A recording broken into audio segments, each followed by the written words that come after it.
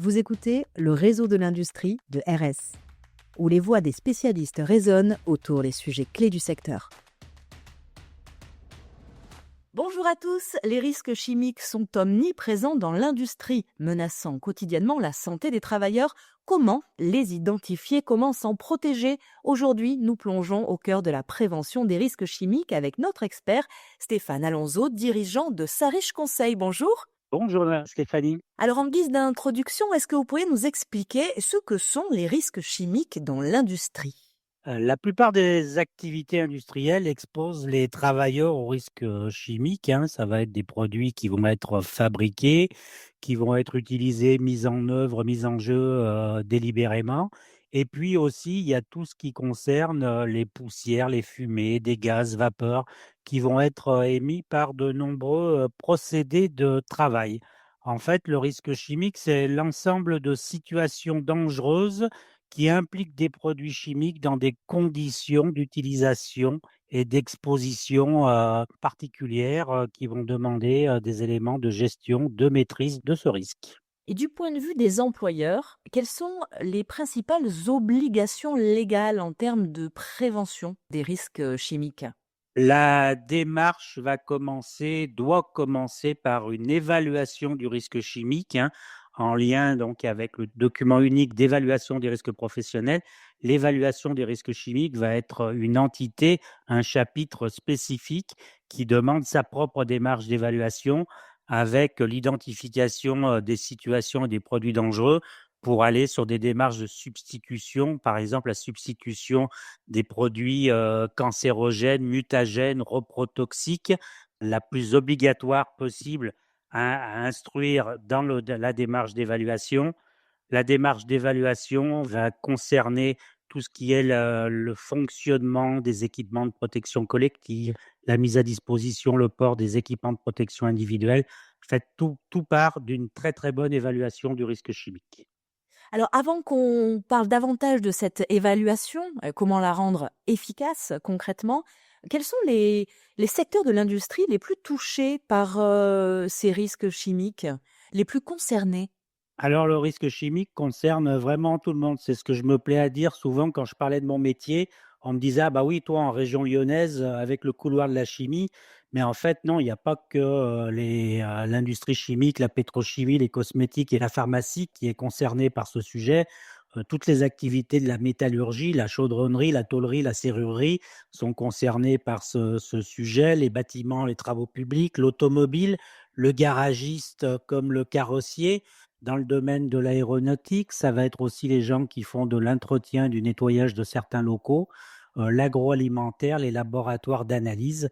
Donc on peut avoir, tout ce qui va tourner aussi, ne serait-ce que dans des métiers de proximité qu'on connaît tous, hein, comme, notre coiffeuse ou notre coiffeur, la beauté et l'esthétique. Tous ces domaines sont impactés à plus ou moins grande échelle par la prévention du risque chimique. Donc, puisque les produits chimiques sont, on l'a bien compris, partout, comment réaliser une évaluation efficace dans une entreprise, dans une industrie?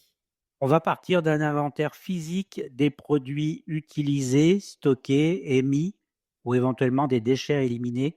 Je voudrais vraiment insister sur la partie des produits utilisés, donc avec des notions de quantité, de fréquence d'utilisation qui vont permettre éventuellement de pondérer et de recentrer les inventaires physiques des produits utilisés. Après, pour tous ces produits utilisés, on va passer à l'examen des fiches de données de sécurité pour identifier si parmi eux, il y a des produits qui sont visés par le décret CMR, donc celui qui a le plus de contraintes avec la substitution et pour pouvoir après mettre en place une démarche de prévention telle que le prévoient les principes généraux de prévention, puisque le risque chimique subit et suit les mêmes prérogatives.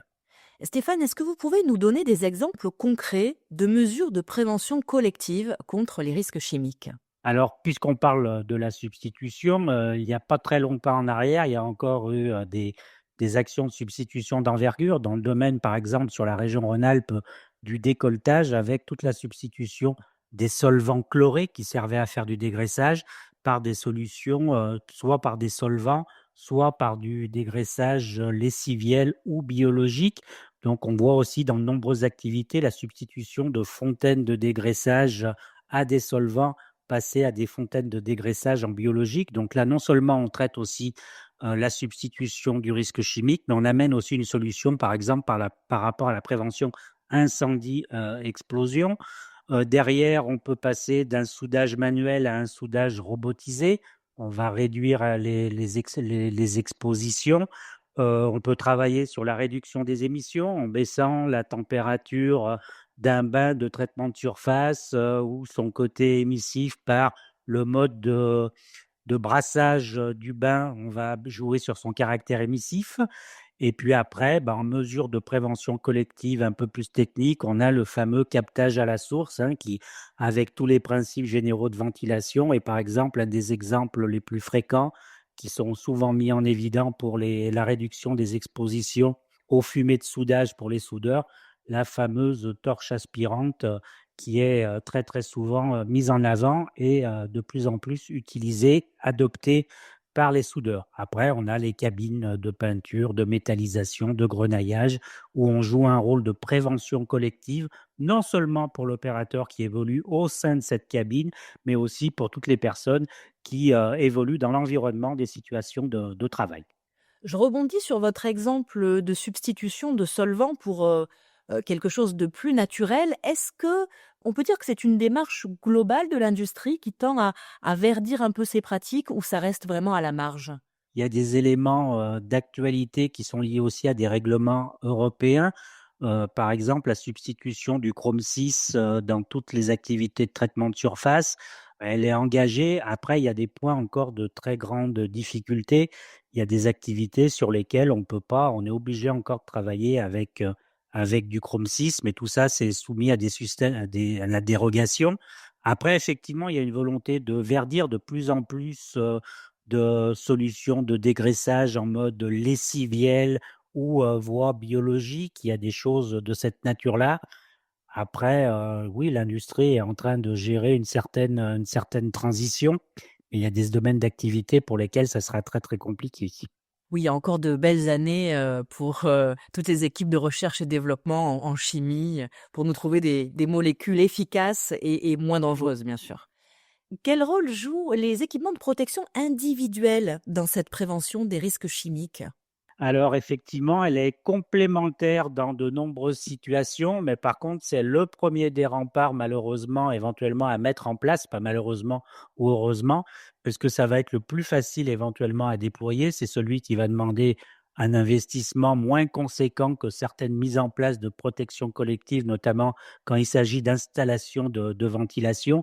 Et puis, il y a des cas maintenant où on sait que c'est absolument nécessaire de recourir à de la protection individuelle, impossible de faire rentrer quelqu'un dans une cabine de grenaillage sans sa cagoule à adduction d'air et je dirais maintenant par retour d'expérience depuis plus de 20 ans dans le domaine du soudage, tout soudeur qui soude avec métal d'apport doit être équipé ou devrait être équipé d'une cagoule à ventilation assistée, digne de ce nom et qui continuera à le protéger pendant les opérations de meulage.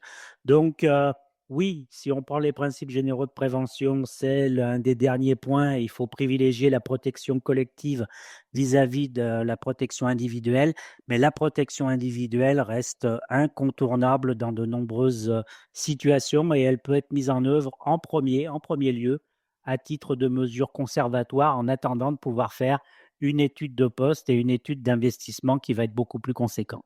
Stéphane Alonso, c'est là votre cœur de métier. Comment vous parvenez à former, informer efficacement les salariés sur les risques chimiques? Il y a différentes stratégies pour former, informer les salariés. Moi, je vais livrer ma pratique.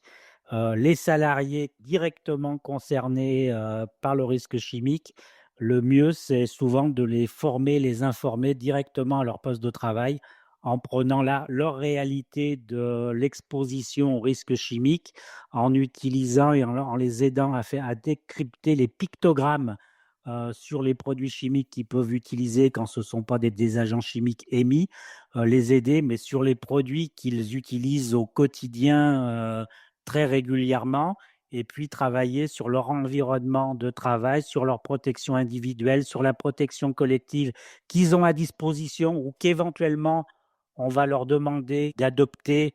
Par exemple, pour un soudeur qui n'aurait pas de torche aspirante, ben, on va lui parler de faire des essais de torche aspirante et on va lui parler des enjeux en termes de santé et pourquoi on veut modifier son environnement de travail. Enfin, voilà, il y a des tas de sujets comme ça. Moi, mon credo, c'est les salariés, on s'en occupe et on les forme, on les informe sur le terrain. D'autres personnes dans les structures d'entreprise, on peut leur faire des choses beaucoup plus théoriques avec des tas de diaporamas et PowerPoint sur le risque chimique. Mais si on veut atteindre le salarié dans son usage et sur ses conditions de travail, le mieux, c'est de le prendre sur son terrain et d'aller le chercher sur son terrain. On a tous en tête des accidents en matière de stockage de produits chimiques dangereux. Malheureusement, ils font parfois la une des médias. Quelles sont les bonnes pratiques en matière de stockage de produits chimiques dangereux? Alors, sur le stockage des produits chimiques dangereux, une des bases, c'est d'avoir, des règles d'organisation, qui vont permettre de limiter, tout ce qu'il pourrait y avoir en termes de risques, hein, avec des rétentions, éventuellement de la ventilation, la gestion de toutes les incompatibilités qu'il peut y avoir, hein, qui peuvent se traduire par des réactions chimiques, aussi, très très dangereuses et violentes. Donc oui, et puis penser aussi à des épandages accidentels, donc avoir des kits absorbants, des ventilations éventuellement à plusieurs vitesses en fonction de si quelqu'un pénètre dans le local de stockage pour aller chercher quelque chose et qu'il se passe rien, et puis si quelqu'un pénètre dans le local et qu'éventuellement il y a un épandage accidentel d'un fût de solvant, d'un bidon de peinture ou autre, ou le déversement accidentel d'un gros sac d'un composé solide. Donc voilà, il va falloir penser au nettoyage. Souvent les problèmes, c'est lié à une organisation qui n'a pas été complètement bien pensée et bien gérée. Et quid de la surveillance médicale des travailleurs qui sont justement exposés à ces risques chimiques? Est-ce qu'on doit les surveiller d'une manière spéciale, particulière? Oui, effectivement, il y a besoin de mettre en place un suivi médical.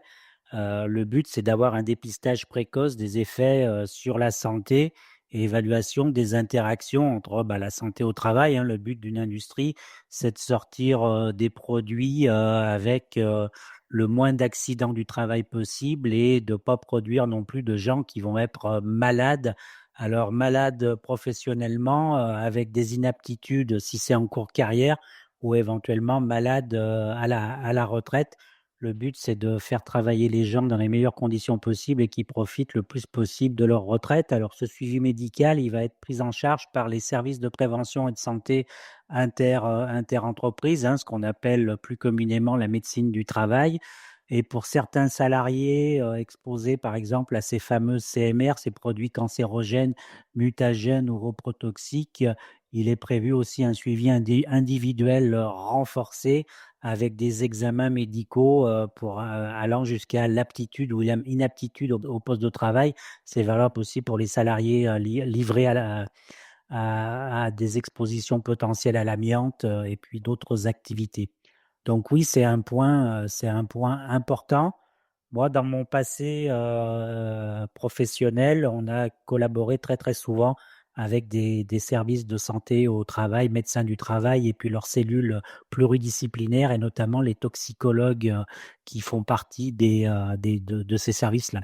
Quel rôle peuvent jouer les nouvelles technologies, dans cette amélioration de la prévention des risques chimiques, d'après vous? Je ne sais pas si par, nouvelle technologie, il faut penser à intelligence artificielle. Alors l'intelligence artificielle va pouvoir aider éventuellement sur certaines modélisations et exploitation de bases de données et de données, compilées au niveau des différents, grands organismes tels que l'INRS ou l'IRSST pour, travailler sur, des simulations et des modèles, potentiels d'exposition, alors valables pour tous les risques professionnels, hein. Et puis après, bah, il y a des technologies aussi qui permettent, d'avoir, moins de travaux manuels et d'exposition de salariés où on transforme le salarié en opérateur, hein, sur de la robotisation, sur de la fabrication additive, l'impression 3D. Il y a des choses qui contribuent à réduire, les procédés, émissifs et à éloigner concrètement les voies respiratoires des salariés des zones, principales, d'émission. Et pour conclure, quels conseils essentiels vous donneriez aux industriels pour améliorer cette fameuse prévention des risques chimiques dans leur entreprise? De pas avoir peur de se lancer sur le risque chimique. Le risque chimique, c'est pas, le travail, exclusif ou, l'apanage exclusif d'ingénieurs chimistes. On peut, avec les bases de l'INRS, les services de santé au travail, les CARSAT, éventuellement, l'inspection du travail aussi de temps à autre, hein. Ils sont pas là que pour faire du contrôle et de la répression. Ils peuvent jouer aussi sur des rôles de prévention. Il y a plusieurs documents comme l'évaluation du risque chimique, le dossier d'installation de ventilation, tout ça, ce sont des obligations réglementaires, mais il faut arriver à transformer la vision comme quoi c'est une contrainte, d'en faire une opportunité et de transformer ces outils, ces documents à remplir comme une réelle opportunité et un outil pratique et technique qui permet d'avoir une visibilité du vrai fonctionnement, du travail réel et vraiment en faire un outil qui aide à mener une politique, de prévention et pas simplement à répondre à une obligation, réglementaire de cette nature. Après, bien évidemment, de temps à autre, faut pas hésiter à se faire aider par, des consultants qui ont une vision, la plus pratique possible de la prévention du risque chimique. Merci beaucoup Stéphane Alonso pour ces précieux conseils. On se retrouve bientôt pour un nouvel épisode consacré aux risques industriels. D'ici là, restez vigilants. À très vite.